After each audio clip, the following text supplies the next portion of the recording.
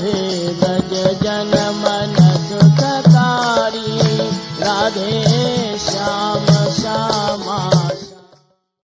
इसको विष्णु तिलक बोलते हैं। इसको देखने मात्र से ही समस्त देवता प्रणाम करते हैं। क्यों प्रणाम करते हैं? ये विष्णु तिलक है। इसको कौन धारण करता है? जो वैष्णव हैं। इसको धारण करना ये कोई श्रृंगार थोड़ी ना है, लेकिन वैष्णव का ये श्रृंगार है। इसको देखने से देवता प्रणाम करते हैं, ओहो ये भगवान का भक्त है। इसको देखने से यमराज के दूत यमदूत भयभीत हो जाए, कभी उस व्यक्ति को हाथ नहीं लगा सकते जिसके सिर मस्तक पर ये तिलक हो। ये विष्णु तिलक धारण करना, ये कोई इतना लग रहा है कि ऐसे लाइनें खींच दी हो गया, 2 लाइनें खींच दी और नीचे ये क्या है समझ ही नहीं आ रहा। भाई इसका मतलब क्या? ये 2 लाइनों का अर्थ है ये भगवान के चरणों को मस्तक पे धारण किया, और नीचे ये क्या है? ये भगवान के चरणों में जैसे तुलसी अर्पण होता है ऐसे तुलसी को बनाया जाता है। समझ आया? इसलिए ये भगवान, ये तिलक मतलब भगवान के 2 चरण और एक ये तुलसी। जिसके मस्तक पे तिलक दिन में एक बार भी अगर कोई धारण करे, किसी स्थिति में भी उसकी अगर मृत्यु हो जाए या कुछ हो जाए तो यमदूत कभी हाथ नहीं लगा सकते और देवता उसको प्रणाम करते हैं। इतना महत्व है ये तिलक धारण करने का। और ये बना किसके? गोपी चंदन, गोपियों की चरण धूल से बना है। और इसको धारण करने से क्या होता है? क्यों किया जाता है?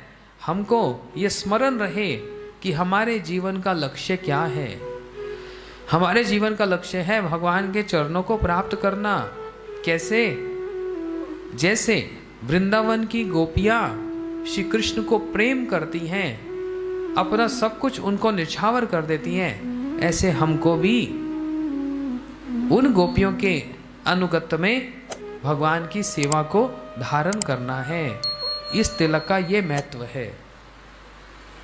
और श्री चैतन्य महाप्रभु जी की लीला में इतना बतलाया गया कि यदि कोई तिलक धारण करके और बिना तिलक धारण करे यदि कोई मंत्र जप करे, उसका मंत्र विफल हो जाए, मंत्र का लाभ नहीं मिलेगा। चैतन्य महाप्रभु जी छात्रों को पढ़ाते और एक दिन मुकुंद आ गए बिना तिलक धारण किए। जैसे बिना तिलक धारण करके आए, महाप्रभु जी ने तुरंत कहा, मुकुंद तुम्हारी संध्या बंध्या हो गई। बंध्या समझते हैं? नष्ट हो गई, बेकार हो गई। तुमने जो मंत्र जप किया उसका कोई मूल्य नहीं रहा। क्यों? तुमने तिलक धारण नहीं किया। इसलिए जो लोग यहाँ पर भक्त हैं, जो दीक्षित हैं, विशेष करके उनको ये समझना चाहिए कि बिना तिलक धारण किए जो गुरु मंत्र जप किया जाता है, जो गोपाल मंत्र जप किया जाता है, बिना तिलक धारण करके यदि जप करेंगे उसका फल कुछ नहीं मिलने वाला। तिलक धारण करने का बड़ा महत्व है। और सबके लिए, जन साधारण के लिए ये बात कहता हूं, भगवान कभी भी बिना तिलक के नहीं रहते।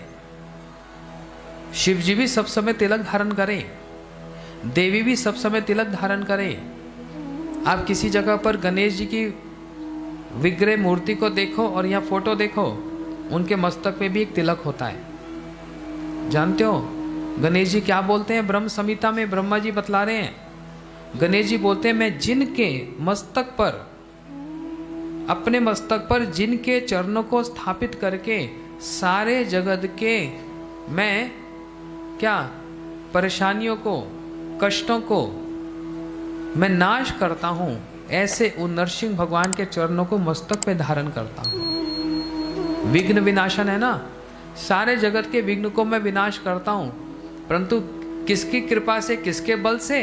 बोलते नरसिंह भगवान के चरणों को मस्तक पे धारण करता हूं तिलक के समान। भगवान श्री राम तिलक धारण करें, श्री कृष्ण सब समय तिलक धारण करें, चैतन्य महाप्रभु जी सब समय तिलक धारण करें। समस्त अवतार यहीं पर देखो बिना तिलक के कभी नहीं होता। और ऐसे ही उनके जितने भक्त हैं वो सब तिलक धारण करते हैं।